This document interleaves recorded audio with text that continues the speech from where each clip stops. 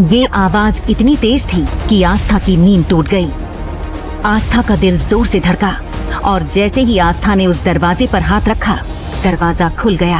आस्था ने अपनी मोबाइल की टॉर्च ऑन की। दीवारों पर हर तरफ सिर्फ आस्था की तस्वीरें थीं, जैसे कोई सालों से उसकी हर सांस पर नजर रखता आ रहा हो। आस्था की नजर चेयर पर बैठे एक शख्स पर पड़ी। आखिर आस्था ने ऐसा क्या देख लिया? कौन सा राज था जो सालों से इस अंधेरे कमरे में छुपा था? क्या ये सब अरमान का जुनून है या किसी की सोची समझी साजिश? कौन था जो सालों से उसके हर कदम पर नजर रखता आ रहा था? सच जानने के लिए अभी दिए गए लिंक पर क्लिक करें और सुने कहानी तेरे इश्क में, बिल्कुल फ्री, सिर्फ पॉकेट FM पर। जिस शादी में मैं दुल्हन बनी वो मेरी नहीं थी। मैं तो सिर्फ एक अनाथ लड़की थी जिसे अपने मामा की जान बचाने के लिए प्रियंका दीदी की जगह पे बैठना पड़ा।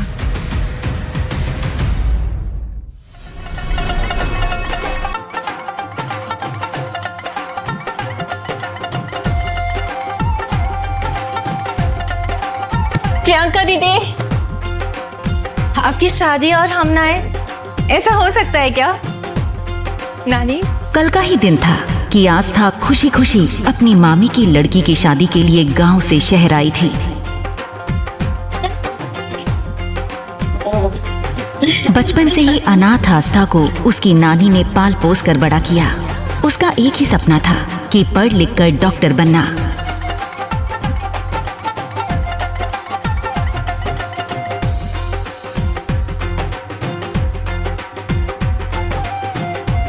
लेकिन ये सब हुआ कैसे? कैसे आस्था बन गई दुल्हन? आज बेंगलुरु में हजारों लोगों की भीड़ और कैमरास की चमक के बीच मंच पर बैठे देश के सबसे ताकतवर बिजनेसमैन अरमान सिंघानिया की शादी का दिन था। लेकिन मंडप के पास खड़ा दूल्हा अपनी दुल्हन के इंतजार की जगह अपने लैपटॉप और फोन में बिजी था। शहर के लोग हैरान थे कि अरमान सिंघानिया जैसी हस्ती ने एक मिडिल क्लास लड़की से शादी करने का फैसला क्यों लिया। विवाह का शुभ मुहूर्त निकला जा रहा, दुल्हन को बुलाइए। बुलाइए ना बिटिया को। हाँ, अभी लेकर आता हूँ।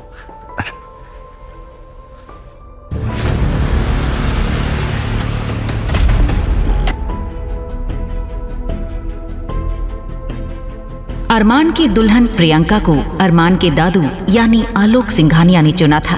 प्रियंका उन्हीं के ऑफिस में काम करने वाले एक क्लर्क मनोज मल्होत्रा की बेटी थी।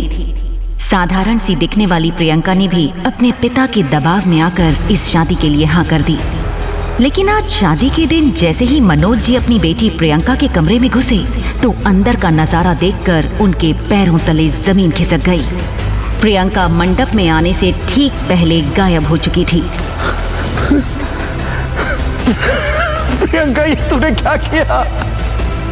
जैसे ही ये बात उसके माता पिता को पता चली तो उनके पैर कांपने लगे। तभी वहाँ खड़े आलोक जी को जैसे ही इस बात का एहसास हुआ कि कहीं कुछ गड़बड़ हुई है तो वो भी उस ओर बढ़ गए। बिटिया तैयार हुई कि नहीं? हाँ, बस वो तैयार हो रही है, थोड़ी देर में आ जाएगी।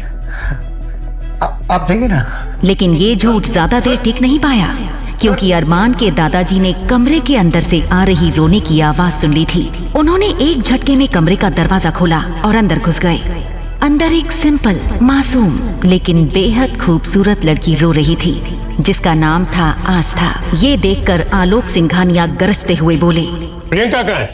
प्रियंका भाग गई सर, और हमें पूरा यकीन है कि इस आस्था ने उसे भगाया है। मैंने कुछ नहीं किया मामी जी, प्लीज मेरी बात का भरोसा कीजिए। ये शादी होकर रहेगी। अगर दुल्हन भाग गई है तो उसकी जगह कोई और बैठेगी। अगर ये शादी नहीं हुई तो पता है ना अरमान का गुस्सा। अरमान के गुस्से से कोई नहीं बचा पाएगा, मैं भी नहीं।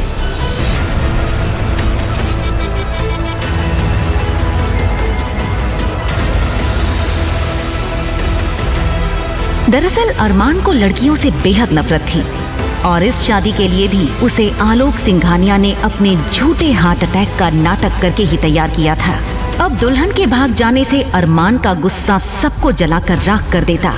इसलिए दुल्हन की माँ सीमा ने आस्था को सामने धकेलते हुए बोला, ये सब इसकी वजह से हुआ है। इसका हर जाना भी इससे ही भरना होगा। सुन आस्था, अब अरमान की दुल्हन तू ही बनेगी, सुना तूने? आस्था की आंखों में डर था। वो गिड़गिड़ाते हुए बोली, शादी नहीं करना चाहती मामी जी, प्लीज मुझे मेरी नानी के पास जाने दो प्लीज। वो प्रियंका दीदी बोल रही थी कि वो एक बंद कर अपनी गंदी जुबान, और जैसा मैं कह रही हूँ वैसा ही कर। आस्था रोती रही, चीखती रही, पर किसी ने उसकी एक नहीं सुनी, क्योंकि इस वक्त बात किसी की जिंदगी की नहीं बल्कि सिंघानिया एम्पायर की इज्जत की थी।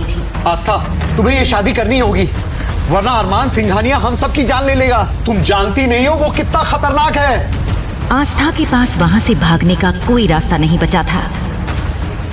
आखिरकार जल्दी ही उसे एक शादी का जोड़ा पहनाया गया था और उसके सिर पर लंबा सा घूंघट डाल दिया गया।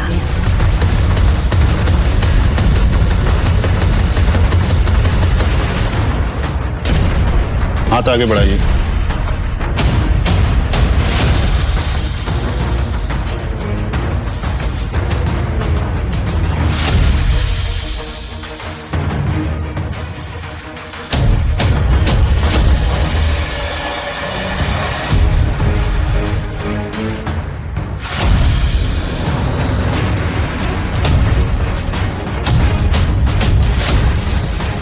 घूंघट की वजह से अरमान को दुल्हन बदलने का पता ही नहीं चला। अरमान ने जल्दी जल्दी सारी फॉर्मेलिटीज पूरी की और फिर वो अपने फोन और काम में पूरी तरह से खो गया। बड़ी साहब, इसमें इस लड़की की सारी जानकारी। इधर आस्था के बारे में सभी चीजें जानने के लिए अरमान के दादू आलोक सिंघानिया ने उसकी पूरी जन्म कुंडली अपने हाथों में मंगवा ली थी। लेकिन जैसे ही आलोक जी की नजर आस्था के माँ बाप, जो कि एक्सीडेंट में मारे गए थे, उनकी डिटेल्स पर पड़ी तो उनके होश उड़ गए और वो खुद से बुदबुदाते हुए बोले, पहले मैंने सोचा था कि इस लड़की को 2-4 दिन के बाद तलाक दिलवाकर आजाद करवा दूंगा, लेकिन अब नहीं। ये जिंदगी भर अरमान सिंघानिया की पत्नी बनकर ही रहेगी। इसी के साथ आस्था विदा होकर सिंघानिया मैंशन के दरवाजे पर पहुंच गई। अरमान तेजी से दरवाजे के अंदर जाने लगा कि तभी अरमान बेटा, शादी के बाद अकेले घर नहीं आ सकते, बहू को लाना पड़ेगा। जाओ, बहू को लेकर आओ। अपने माता पिता को खोने के बाद एक दादू ही थे जिन्हें अरमान अपनी जान से भी ज्यादा प्यार करता था और उनकी किसी भी बात को टालता नहीं था।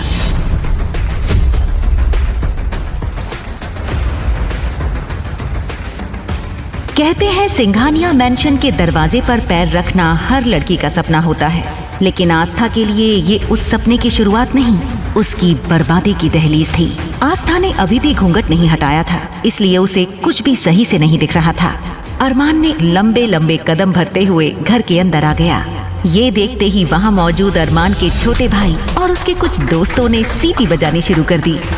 लेकिन घर के अंदर पहुंचते ही अरमान ने आस्था को खुद से दूर करते हुए बोला, और हाँ, ये जितना नाटक करना था हो गया, मुझे ऑफिस का काम करना है और नाटक नहीं चाहिए।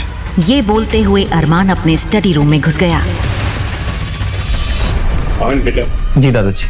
भाभी आइए, मैं आपको कमरा दिखाता हूँ। इधर दादाजी का इशारा पाते ही अरमान के भाई आहान ने आस्था को अरमान के कमरे में छोड़ते हुए बोला, आइए भाभी, वेलकम। यह है आपका कमरा। किसी भी चीज की जरूरत तो आप बस बेल बजा दीजिए, कोई ना कोई जरूर हाजिर हो जाएगा आपकी सेवा में। आप कंफर्टेबल हो जाइए, मैं आपको थोड़ी देर में मिलता हूँ। जैसे ही आस्था अंदर आई, उसने राहत की सांस ली। पहली बार वो अपने नए घर में अकेली थी। उसने जैसे ही दरवाजे को अंदर से धक्का दिया तो दरवाजा एक तेज आवाज के साथ ऑटोमेटिक लॉक हो गया। दरवाजे में ऑटोमेटिक इलेक्ट्रॉनिक लॉक होने के बारे में बेचारी आस्था को जरा भी पता नहीं था। अंदर पहुंचते ही आस्था ने घूंघट हटाया और एक लंबी गहरी सांस ली। आस्था इतनी थकी हुई थी कि थोड़ी ही देर में नींद उसे घेर लेती है। उधर रात को 2 बजे जब अरमान अपना काम खत्म करके अपने कमरे में सोने के लिए पहुंचता है, बेड के एक कोने पर आस्था दूसरी तरफ चेहरा करके सोई हुई थी। उसे देखते ही अरमान नफरत से बोला, दादाजी बिना सिर्फ मेरे कमरे में भेजने की क्या जरूरत थी? वैसे भी ये शादी नाम की है, लेकिन क्या फर्क पड़ता है? ये हो जा कोई और, कोई भी लड़की मेरी लाइफ में नहीं आ सकती। वो खासकर आस्था को जगाने की कोशिश करता है, लेकिन आस्था गहरी नींद में थी, इसलिए उसे कुछ सुनाई नहीं दिया। ये देखकर अरमान चिढ़ गया और उसने टेबल पर रखा ग्लास हाथ मारकर नीचे गिरा दिया। नीचे गिरते ही ग्लास एक तेज आवाज के साथ टूट गया, लेकिन आस्था की आंख अब भी नहीं खुली। मैं इसे इतना आराम से क्यों उठा? तब अचानक अरमान ने अपनी जेब में हाथ डाला और जल्दी ही एक गन उसके हाथों में थी। गुस्से में उसने उस बंदूक से आस्था के बेड से थोड़ी दूर फायर कर दिया। गोली की आवाज सुनकर आस्था बहुत ज्यादा डर गई थी। गन चलने की आवाज सुनकर अरमान के दादू और उसका भाई अहान सब दौड़ते हुए ऊपर आए। ये क्या बदतमीजी है? बहू को डराने की क्या जरूरत थी? तो आपके कहने पे मैंने ये शादी तो कर ली, लेकिन मैं ये शादी निभाऊंगा नहीं। अरे शुक्र मनाइए कि गोली मैंने इसके सर पे नहीं मारी। जैसे ही अरमान की कही ये बात सबके कानों तक पहुंची तो कमरे का माहौल सन्नाटे में बदल गया। अरमान भाई, ये आपने ठीक नहीं किया। आप भाभी को ऐसे डरा। किसने कहा तेरी भाभी है? तेरी भाभी नहीं है ये। बेटा, बहू को गेस्ट रूम में ले जाओ। जी दादाजी। बेटा, मैं तुम्हारा सामान वहां पहुंचा दूंगा। आप चलिए मेरे साथ।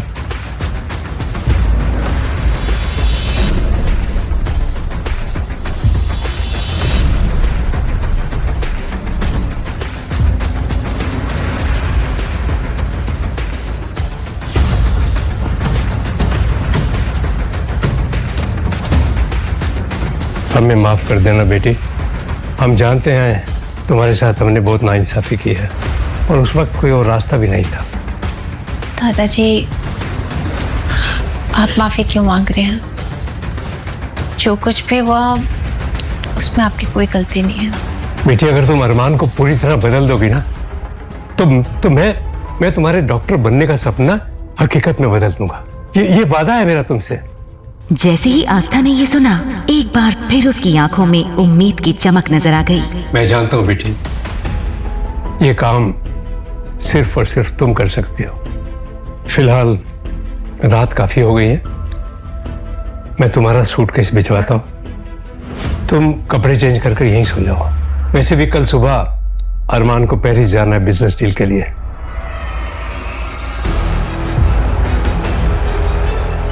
ये सुनकर आस्था ने चैन की सांस ली।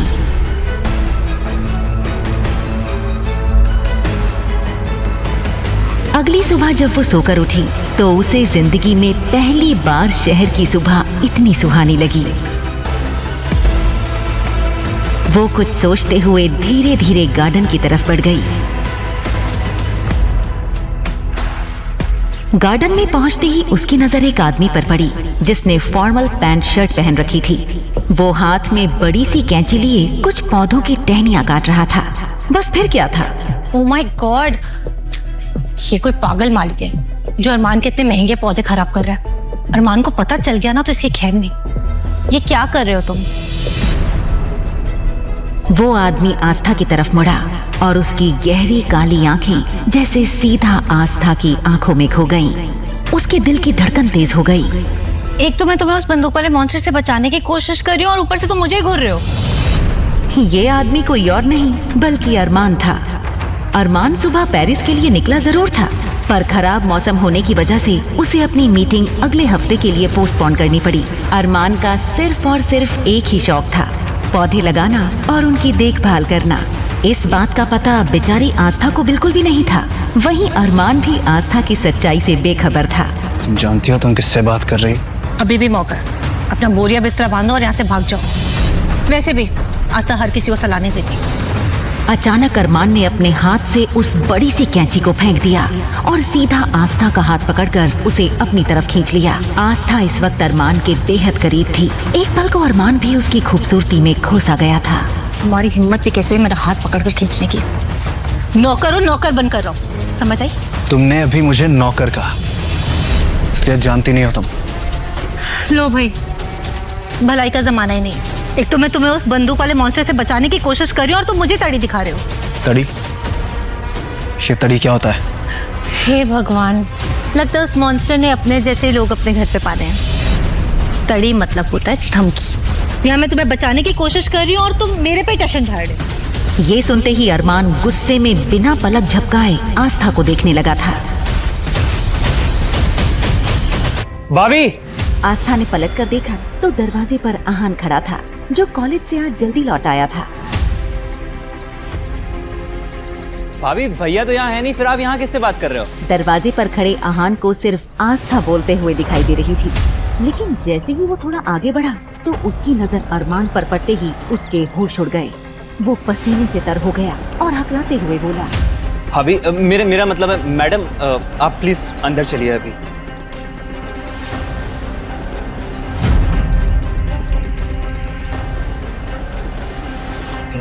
ना बड़ा धोखा। आहान, मुझसे ये झूठ छुपाने की वजह क्या थी? अरमान को दादाजी की बात याद थी कि अरमान को अब तक ये नहीं बताया गया था कि उसकी शादी प्रियंका से नहीं बल्कि आस्था से करवाई गई थी, लेकिन अनजाने में उसने ये सच अरमान के सामने ला दिया था। भैया मैं आपको सब कुछ समझाता हूँ, बस मुझे एक मौका दीजिए। दरअसल आपकी शादी किसी और के साथ हो रही।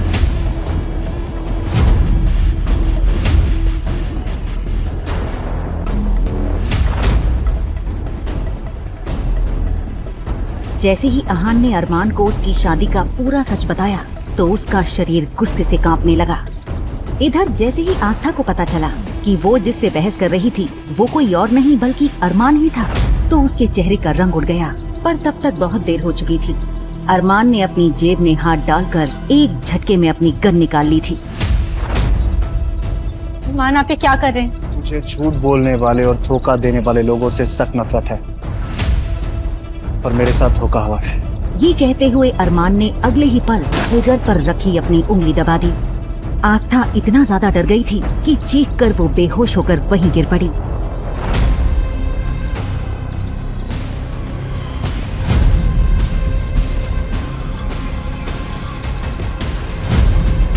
आहान ने अगले ही पल आस्था को सोफे पर लिटाते हुए अपने दोस्त ध्रुव को कॉल करके घर आने के लिए बोल दिया। ध्रुव शहर का जाना माना सर्जन और डॉक्टर था। आस्था को इस हाल में देखकर दादाजी ने सफाई देते हुए अरमान से कहा, अरमान बेटा,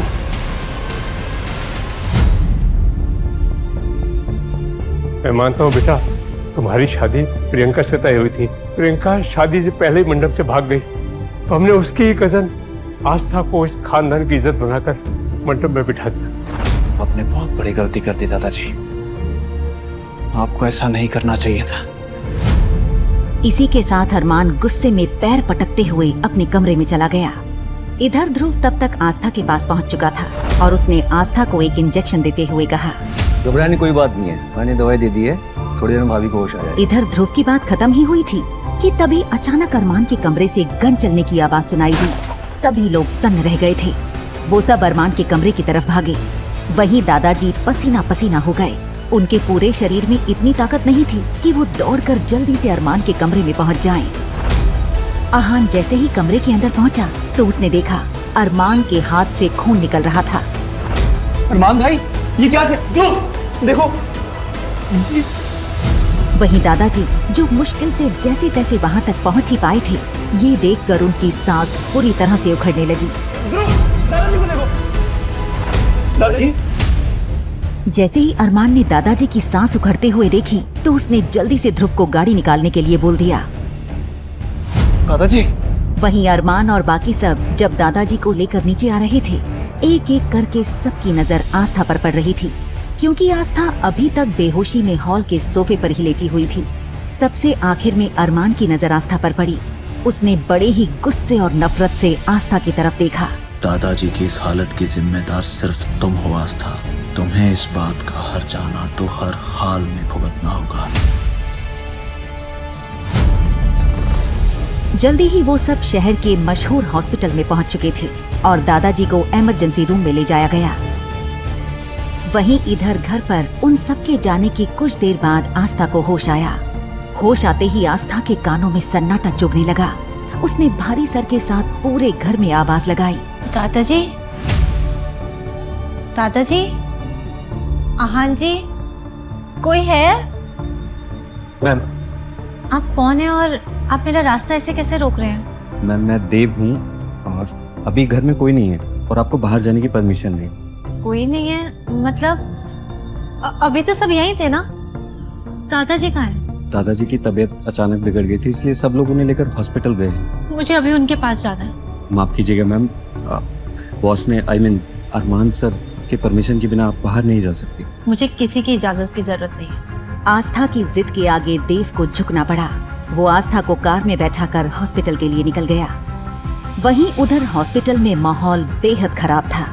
ध्रुव वार्ड से बाहर निकला। अरमान ब्रो, दादाजी की हालत बहुत नाजुक है। दूसरा हार्ट अटैक आया। अगर उन्हें जरा सा भी स्ट्रेस दिया तो शायद हम उन्हें जान से खो दें। मेरे दादाजी को कुछ नहीं हो सकता। ये बात ना अपने दिमाग में डाल ले। सच्चाई यही है अरमान भाई, हमेशा आपकी जिद और गुस्से की वजह से उनकी जान पर बनाती है। आप भी नहीं मानेंगे ये बात। छोड़ो उसे। अरमान के दोस्त आकाश और सुमित ने बीच बचाव कर ध्रुव को छुड़ाया। अरमान टूट चुका था। वो अकेले में जाकर दीवार से सटकर खड़ा हो गया।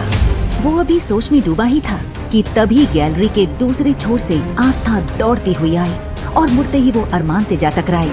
उसने नजरें उठाई तो सामने आग की तरह गरम अरमान सिंघानिया खड़ा था। माँ क्या कर रही? मैं दादाजी से दादाजी को मौत के मुंह में धकेलने के बाद तुम्हारी इतनी हिम्मत यहाँ तमाशा करने आ गई। आस्था थर थर कांप रही थी। उसने कभी सपने में भी नहीं सोचा था कि जिस इंसान से उसकी शादी हुई है वो इतना पत्थर दिल होगा। मुझे दादाजी से मिलने दीजिए प्लीज। दादाजी का नाम ना अपनी जुबान पे भी मत लेके आना। और अगर तुम्हें लगता है ना कि तुम अपनी ये खूबसूरती का जाल फैला के मेरे परिवार को अपने वश में कर लोगी तो गलत फहमी में हो। अपनी खूबसूरती का जाल कहीं और पे फैलानी मुझ पे काम नहीं करेगा। आस्था कुछ कहना चाहती थी पर शब्द हलक में ही फंस कर रह गए। तभी पीछे से देव की आवाज आई। बॉस, दादाजी को होश आ गया, वो आपसे मिलना चाहते। अरमान ने झटके से आस्था का हाथ छोड़ा और दादाजी से मिलने के लिए वार्ड के अंदर चला गया। अरमान जैसे ही बिस्तर के पास पहुंचा। अरमान बेटा, मैं जानता हूँ तुम ये शादी नहीं करना चाहते थे, लेकिन आस्था इस घर की बहू है। मैं चाहता हूँ कि तुम इसे अपना लो। दादाजी, वो लड़की मेरी जिंदगी का हिस्सा कभी नहीं बन सकती। अरमान भाई आप ये क्या बोल रहे हो? भाभी बारी खड़ी हुई। क्या भाभी? भाभी नहीं है तेरी वो। मेरी बात ना कान खोल के सुन लो, उसके साथ कोई रिश्ता नहीं जुड़ेगा। तभी दादाजी की आंखों में एक अजीब सी चमक और गुस्सा उभरा। बेटा, आस्था बाहर खड़ी है। देखो बेटा, अगर तुम हमारी बहू को अंदर नहीं लेकर आओगे ना तो मैं तुमसे अपने चिता को अग्नि देने का अधिकार भी छीन लूंगा। ये सुनते ही कमरे में जैसे सन्नाटा छा गया। अरमान का चेहरा गुस्से से लाल हो गया। उसे लेकर आओ। अरमान भाई होश में आइए। दादाजी अब आस्था भाभी से जुड़ चुके हैं। अगर आप उन्हें जुदा करेंगे इस स्ट्रेस में उनकी जान भी जा सकती है। आप वाकई अपने गुस्से के लिए उनकी जान का सौदा करेंगे? कम से कम एक बार प्लीज इंसान होने का नाटक करो। अगर ये लड़की दादाजी को ठीक रख सकती है तो इसका इस्तेमाल मैं अपने तरीके से करूंगा।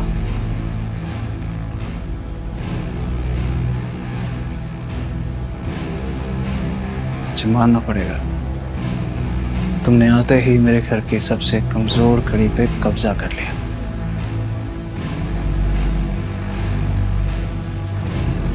जब तक दादाजी इस हॉस्पिटल में है ना, तुम्हें मेरी पत्नी होने का नाटक करना होगा। और अगर एक भी आंसू गिरा ना तो तुम्हारे पूरे खानदान को बर्बाद कर दूंगा मैं। लियो, ठीक करो अपना और अंदर चलो। आस्था ने किसी आज्ञाकारी बच्चे की तरह अपने आंसू पोंछे और अरमान के पीछे पीछे कमरे में दाखिल हुई। दादाजी ने मुस्कुराकर आस्था का हाथ पकड़ा। वहीं अरमान एक कोने में खड़ा दादाजी और आस्था को देख रहा था। ये क्या जादू कर दिया इस लड़की ने? कुछ ही घंटों में सबको अपना गुलाम बना लिया इस लड़की ने। इसे तो मैं बाद में देखूंगा। भाभी, अभी आपकी तबीयत कैसी है? अरे आकाश, क्या तुझे तो ग्रेट ध्रुव के इलाज में शक है क्या? अरे बिल्कुल नहीं, भाभी एकदम फिट है। आकाश भैया, ध्रुव जी बिल्कुल ठीक कह रहे हैं। मैं बेहतर हूँ। ध्रुव जी, मेरी आपसे बस एक ही रिक्वेस्ट है, दादाजी को जल्दी ठीक करके घर भेज दीजिए। अरे भाभी आप फिक्र ना कीजिए, बस रिपोर्ट आने में 2-3 घंटे बाकी है, तब तक आप अरमान भाई के साथ घर पे जाके रेस्ट कीजिए। ये सुनते ही आस्था का चेहरा सफेद पड़ गया। उसके होंठ फड़फड़ाए लेकिन शब्द बाहर नहीं निकल पाए। आस्था, फिर वो सही कह रहे हैं। और अगर तुम बीमार हो गई तो दादाजी का ख्याल कौन रखेगा? चलो घर चले।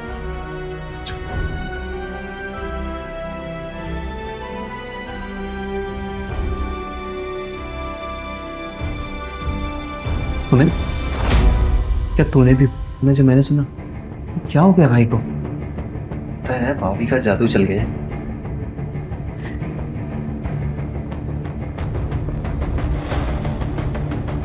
हे भगवान, प्लीज आज इस मॉन्स्टर से बचा दो। आपको पक्का 101 नारियल चढ़ाऊंगी। प्लीज आज बचा लो।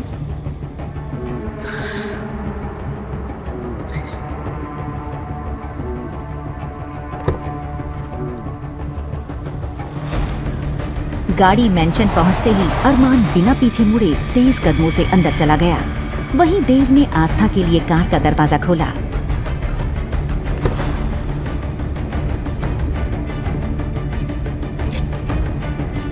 देव भैया, क्या आप बता सकते हैं कि बाकी सब कब तक आएंगे? फिक्र मत कीजिए, वो लोग 3 घंटे में आ जाएंगे। आपको कुछ भी चाहिए हो मैं यही हूँ, बताइएगा। देव समझ गया था कि आस्था अरमान के साथ अकेले रहने से मौत की तरह डर रही थी। आस्था ने भारी मन से मेंशन के अंदर कदम रखा कि तभी एक नौकर ने आकर उसे और डरा दिया। मैम, आपको सर ने रूम में बुलाए। ये सुनते ही आस्था का गला सूख गया और खुद को उस कमरे में जाने के लिए तैयार करने लगी जहां एक दिन पहले उस पर गोली चली थी। उसने अपनी नानी को याद किया और अरमान के कमरे का दरवाजा खटखटाया, पर वो अपने आप खुल गया। जैसे ही वो अंदर जाने से हिचकिचाई, कमरे के भीतर से एक भारी आवाज गूंजी। अब क्या सारी रात वहीं खड़ी रहोगी या मैं लेने आऊं? अंदर आओ।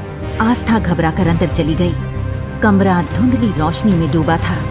सोफे पर बैठे अरमान की आंखें किसी शिकारी की तरह चमक रही थीं। आज से इस घर में तुम्हारा काम दादाजी का ख्याल रखना होगा। इस घर में तुम्हारी हैसियत सिर्फ एक केयर टेकर और सिर्फ एक नौकर की होगी, इससे ज्यादा कुछ भी नहीं। और ये बात दादाजी को और मेरे दोस्तों को बिल्कुल पता नहीं चलनी चाहिए। और अगर ऐसा हुआ तो वो जो गांव में तुम्हारी नानी रहती है ना, उसका क्या हाल होगा तुम जानते हो। आस्था को अरमान का चेहरा किसी जल्लाद से कम नहीं लग रहा था। वो सर झुकाए खड़ी थी और उसके आंसू खामोशी से उसके गालों पर बह रहे थे। अरमान ने आस्था के आंसुओं को देखा, पर उसका दिल नहीं पिघला। ये जो तुम्हारे आंसू बह रहे हैं ना, मेरे सामने जितने बहाने हैं बहा लो, लेकिन यही आंसू दादाजी के सामने और मेरे दोस्तों के सामने बिल्कुल भी टपकने नहीं चाहिए, क्योंकि तुम जानती हो कि अगर ऐसा हुआ तो अंजाम अच्छा नहीं होगा। पूरे गांव में लोग मुझे इतना प्यार करते थे, फिर इस अनजान आदमी को मुझसे इतनी नफरत क्यों? अपना सामान लेके इस कमरे में शिफ्ट हो जाओ। इस कमरे में? गलतफहमी मत पालना। इस दुनिया की नजरों में हम पति पत्नी हैं, तो हमें एक कमरे में रहना होगा। तुम यहाँ नीचे सोओगी और मैं वहाँ ऊपर सोऊंगा, बस।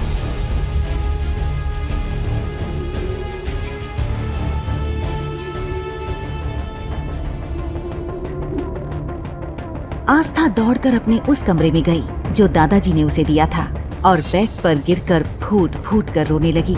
लेकिन फिर उसे अरमान की धमकी याद आई। तो वो जो गांव में तुम्हारी नानी रहती है ना, उसका क्या हाल होगा तुम जानते हो। उसने खुद को संभाला। नहीं आस्था, तो रो नहीं सकती। तुझे हिम्मत दिखानी होगी। नानी और दादाजी की सलामती के लिए तुझे उस मॉन्स्टर का सामना करना ही होगा। आस्था अपना छोटा सा बैग लेकर अरमान के कमरे में पहुंची। अपना सामान उस कोने में रखो और यहाँ के बैठ जाओ। अब क्या चाहिए इसे मुझसे? अभी कुछ बचा है क्या? तो फाइल उठाओ, उसमें कॉन्ट्रैक्ट है। जब तक तुम मेरे साथ इस कमरे में रहोगी, इस कॉन्ट्रैक्ट पे साइन करके रहोगी।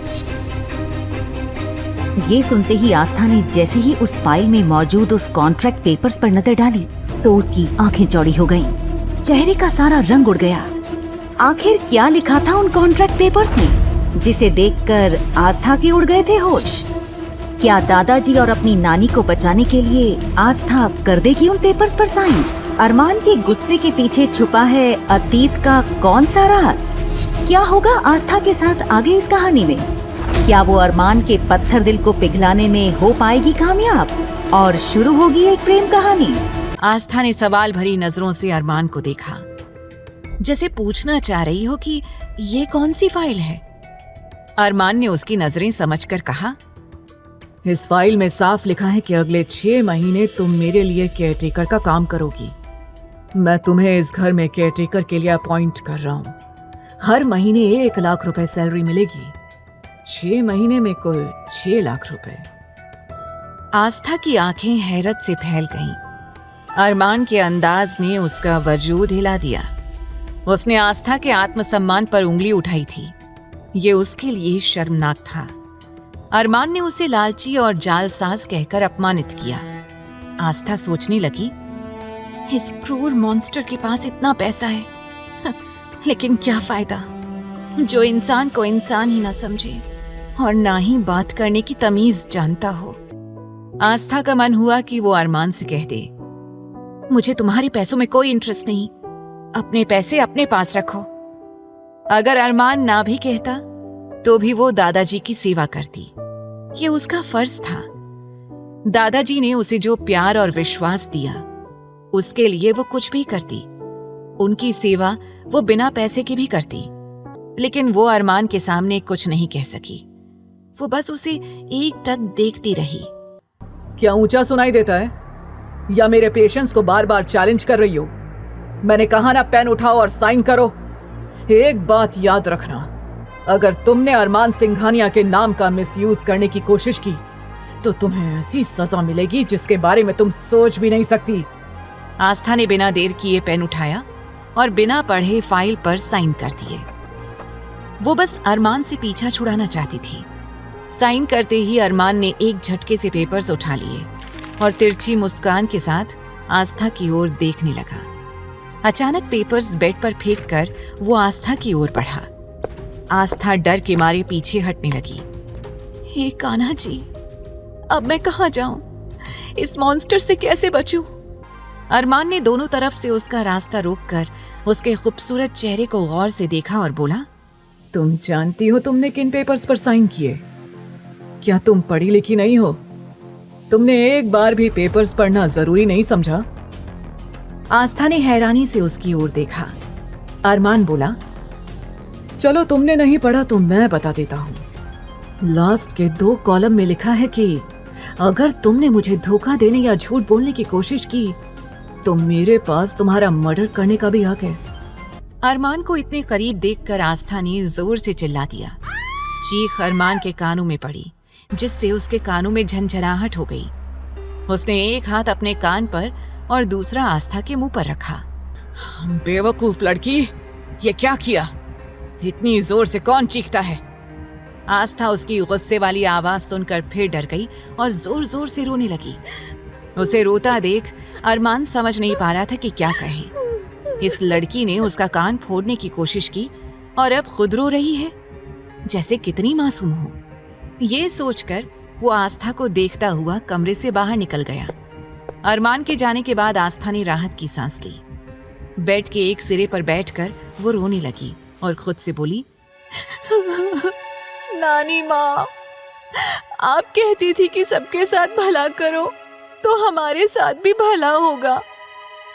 मैंने तो कभी किसी के साथ बुरा नहीं किया, फिर इन कुछ दिनों में मेरी जिंदगी के साथ ही क्या हो गया? उधर आकाश, सुमित, ध्रुव और आहान दादाजी को लेकर घर पहुंचे। मैंशन में अजीब सी खामोशी थी। चारों ने किसी से कुछ नहीं कहा। तभी उन्हें सीढ़ियों से उतरता अरमान दिखा।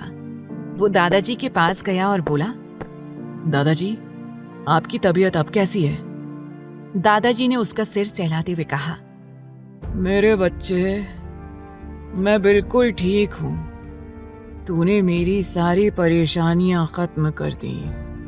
आस्था बेटी को अपनाकर तूने मुझे जो खुशी दी, उसके बदले मैं और कितने साल जी सकता हूँ। तूने मुझे जीने की नई उम्मीद दी। अरमान बोला, आप अभी अस्पताल से आए हैं, ज्यादा बात नहीं करेंगे, चलिए अपने कमरे में आराम कीजिए। दादाजी ने कहा, हाँ हाँ बेटा, आराम तो कर लूंगा, लेकिन मेरी बहू कहाँ है? मुझे आस्था बेटी से मिलना है, उसके बाद ही आराम करूंगा। दादाजी की जिद सुनकर अरमान थोड़ा गुस्सा हुआ, लेकिन समझ नहीं पा रहा था कि उन्हें आस्था से मिलने से कैसे रोके। अभी अभी आए दादाजी को मायूस करना ठीक नहीं था। वो सोच में पड़ गया। आहान भी बोला, हाँ भैया, भाभी कहाँ है? जब से हम आए हैं उन्हें देखा ही नहीं।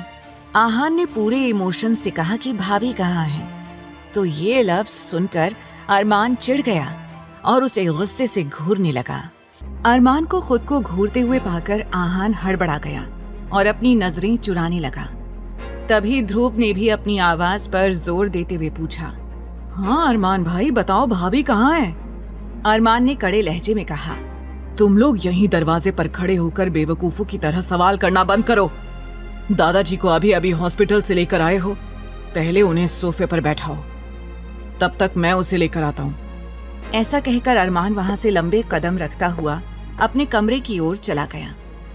दादाजी ने उसके जाने के बाद उन चारों की तरफ देखकर परेशानी के साथ कहा, अगर मैंने वो नाटक नहीं किया होता तो आस्था अब तक घर से बाहर निकाली गई होती। आस्था को अरमान की सजा से बचाने के लिए ही मैंने ये सब ड्रामा किया है। उस समय उस सिचुएशन से निकलने के लिए ही मुझे हार्ट अटैक के नाटक का सहारा लेना पड़ा। दादाजी आगे फुसफुसाते हुए बोले, अब तुम लोग मेरी बात ध्यान से सुनो। इस ड्रामे के बारे में अरमान को कानों कान खबर नहीं लगनी चाहिए। जब तक आस्था अरमान के दिल में अपने लिए जगह नहीं बना लेती, तब तक हमें अपना ये नाटक कंटिन्यू करना पड़ेगा। तुम सब सुन रहे हो ना मेरी बात? इतना सुनते ही ध्रुव शॉक्ड होकर बोला, दादाजी एक पल को तो आपकी हालत देखकर मैं भी धोखा खा गया था कि कहीं आपको वाकई हार्ट अटैक तो नहीं आ गया। लेकिन आप तो बड़े अच्छे एक्टर निकले, आपकी एक्टिंग देखकर मजा आ गया। और तो और ये आहान भी आपको नहीं पकड़ पाया, जो खुद को बहुत बड़ा एक्टर समझता है। तो भला अरमान भाई कहाँ से पकड़ते? लेकिन फिर भी हम सब में से सबसे ज्यादा शार्प नजर अरमान भाई की ही है, इसीलिए आपको अभी भी उनसे बचकर रहना है। आपको अभी कंटिन्यूअस अपनी दवाई भी खानी होगी, लेकिन आप परेशान ना हो, आपकी सारी दवाइयों को मैं कैल्शियम की दवाइयों से रिप्लेस कर दूंगा, तो आप अरमान भाई के सामने भी दवाइयां खा सकते हो। ऐसा कहकर ध्रुव मुस्कुराने लगा। अब तक वो लोग अंदर आकर बैठ गए। तब आकाश सोचते हुए बोला, यार अरमान भाई को गए हुए काफी समय हो गया, वो अभी तक आस्था भाभी को लेकर क्यों नहीं आए? दादाजी परेशान होकर बोले, हमें तो रह रह कर आस्था की चिंता सता रही है। तुम जानते हो ना, हमने उसे अकेले अरमान के साथ छोड़ने का रिस्क तो ले लिया, लेकिन अब हमें डर भी लग रहा है कि कहीं उसने आस्था बेटी को डरा धमका ना दिया हो। ध्रुव ने इनकार करते हुए कहा, नहीं दादाजी, मैंने आपके कहने के मुताबिक अरमान भाई के मन में ये बात डाल दी थी कि आस्था भाभी से ही दादाजी की खुशी है, तो वो आस्था भाभी को किसी भी तरह की कोई तकलीफ ना दे। अभी के लिए भले ही अरमान एक्टिंग कर रहा हो, लेकिन आप तो जानते ही हैं कि धीरे धीरे जब दोनों एक दूसरे के साथ रहेंगे तो प्यार भी हो जाएगा। बस एक बार प्यार हो जाए, फिर तो अरमान भाई आस्था भाभी को कभी भी छोड़कर कहीं नहीं जाने वाले।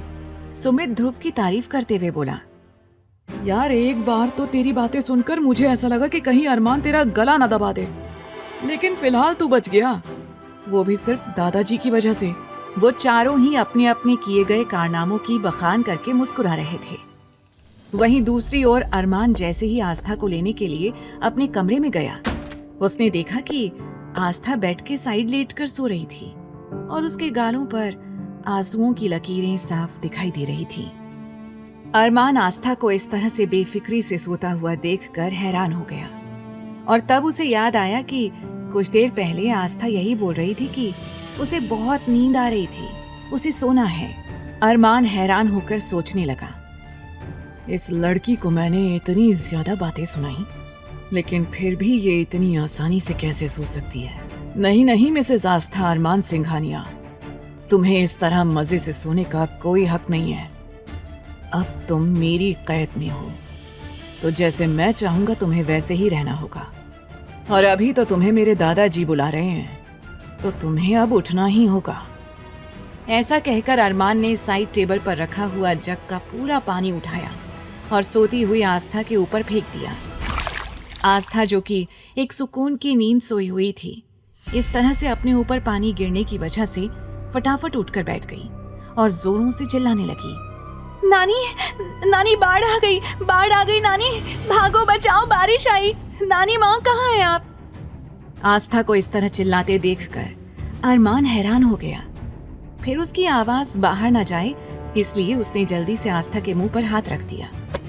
हालांकि अरमान का कमरा साउंड प्रूफ था, जिसकी वजह से अंदर की कोई भी आवाज बाहर नहीं जा सकती थी, न ही बाहर की कोई आवाज अंदर आ सकती थी। लेकिन फिर भी अरमान कोई रिस्क नहीं लेना चाहता था।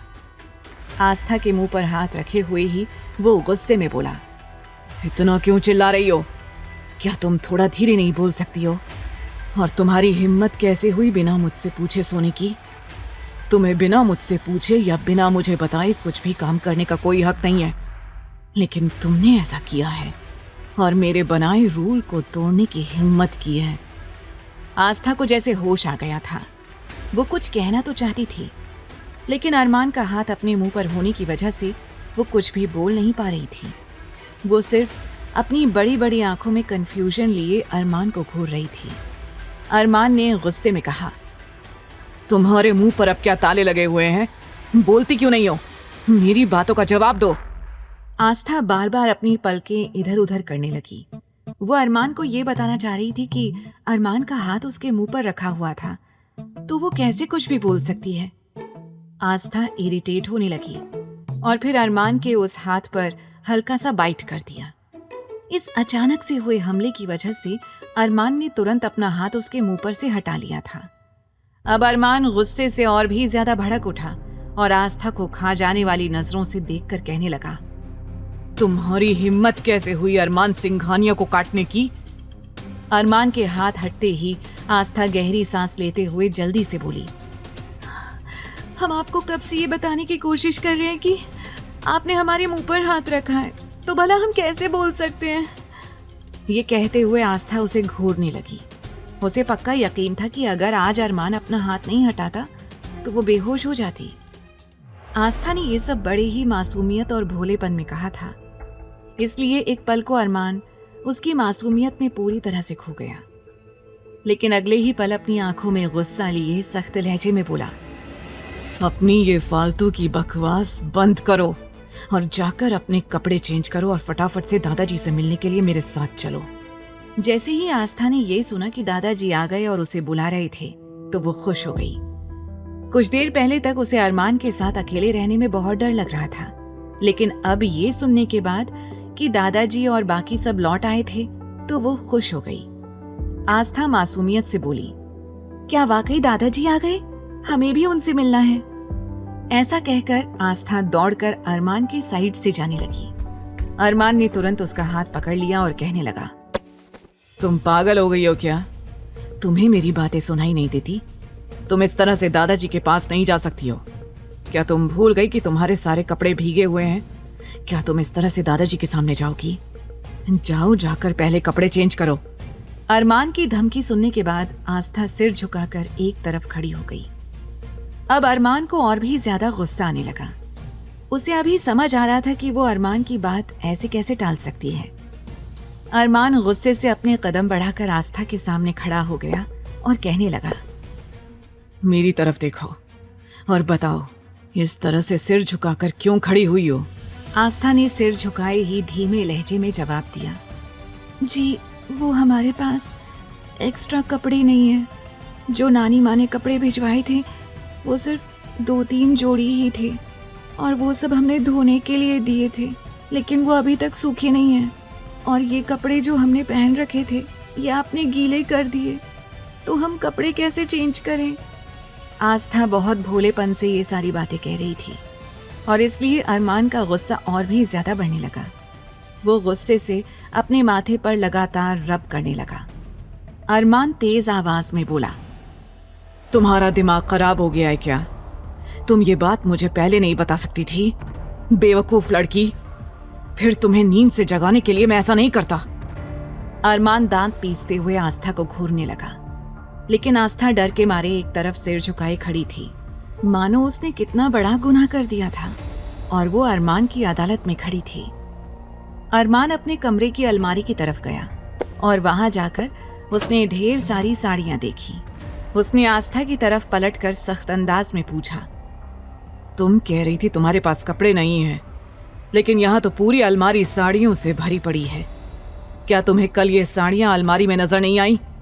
अब आस्था की नजर भी उन फैंसी और महंगी साड़ियों पर गई जो उसने शादी की रात ही देख ली थी, लेकिन आस्था ने कभी भी साड़ी पहनी ही नहीं थी, इसीलिए उसने उसे छुआ भी नहीं। आस्था ने कहा, लेकिन मैं ये... आस्था की बातें उसके गले में ही अटक गई। अरमान ने पूछा, लेकिन मैं ये वो क्या? अगर तुमने ये कपड़े देख लिए थे तो तुम ऐसा कैसे कह सकती हो कि तुम्हारे पास कपड़े नहीं हैं? आस्था डरकर जल्दी से बोली, वो हमें ये साड़ियां पहननी नहीं आती हैं।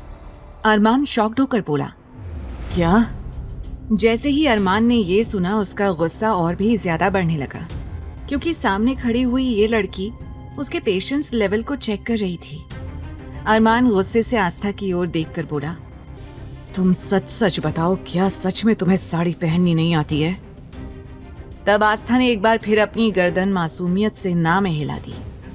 तब अरमान ने आस्था की ओर देखते हुए कहा, अपने कपड़े उतारो।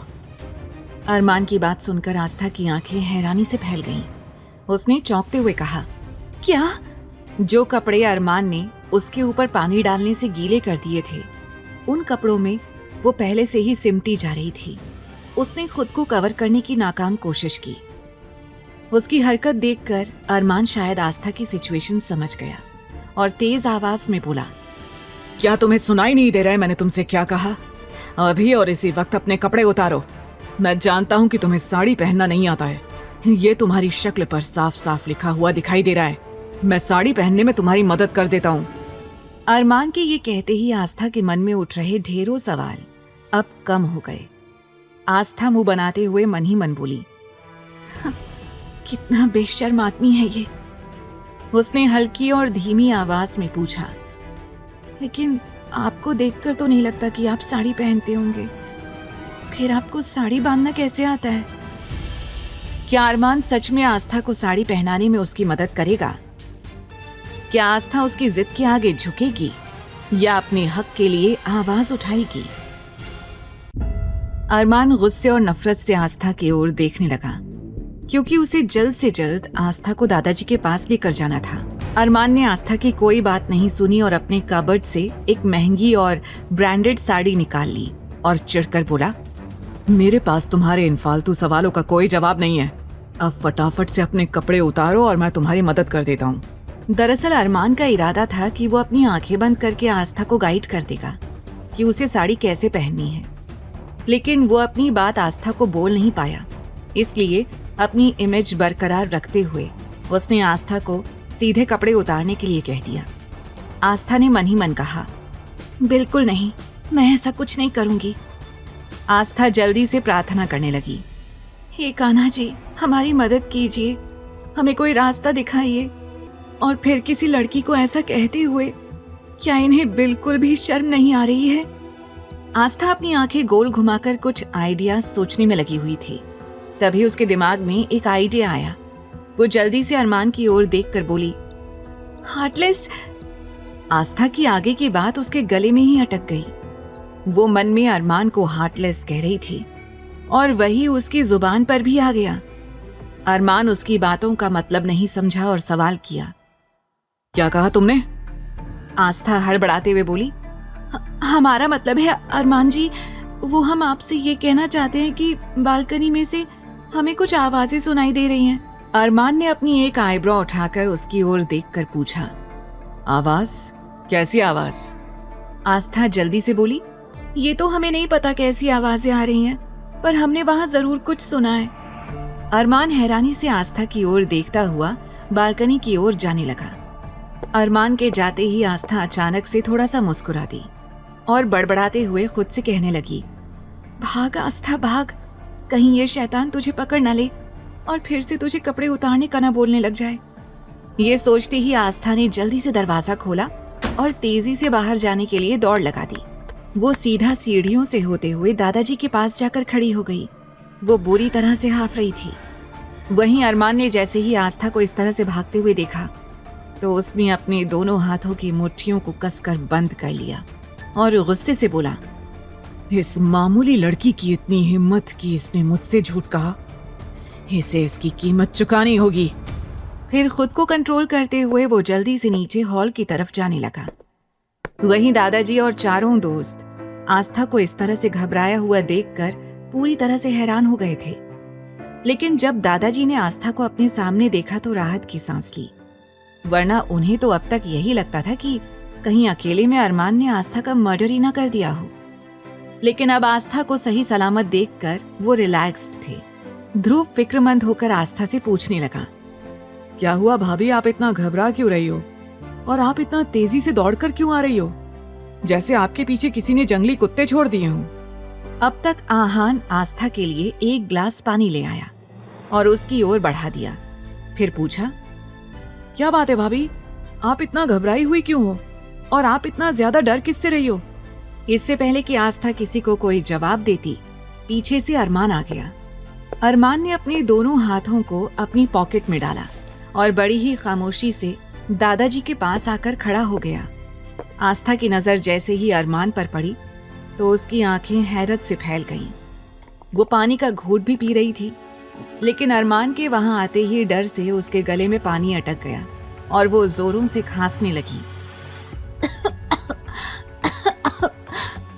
अरे भाभी आराम से, ये कहते हुए आकाश और सुमित आस्था के पास जाकर खड़े हो गए। आकाश आस्था का सिर सहलाने लगा और सुमित आस्था की पीठ रब करने लगा।